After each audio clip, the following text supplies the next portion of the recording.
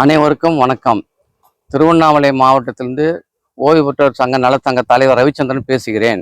இதுவரை தமிழ்நாடு பால் கூட்டு சங்கத்தில் பணிபுரியும் அனைத்து பணியாளர்கள், ஓய்வு பெற்ற பணியாளர்கள் இதுவரை கருணை ஓய்வு வழங்கப்படாமல் இருந்து வந்தது.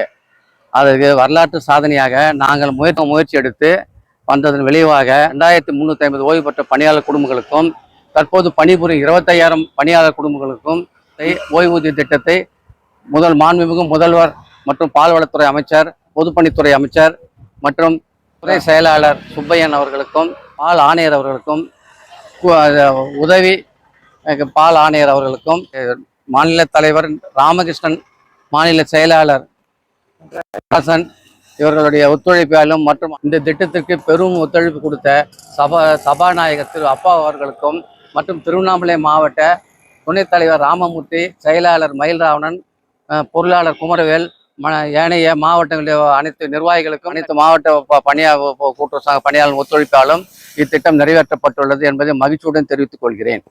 மாநில பணியாளர் நலச்சங்கத்தின் வாழ்த்து கடிதம்.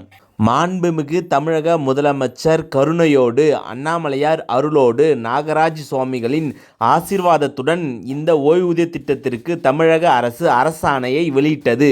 நன்றி அனைவருக்கும்.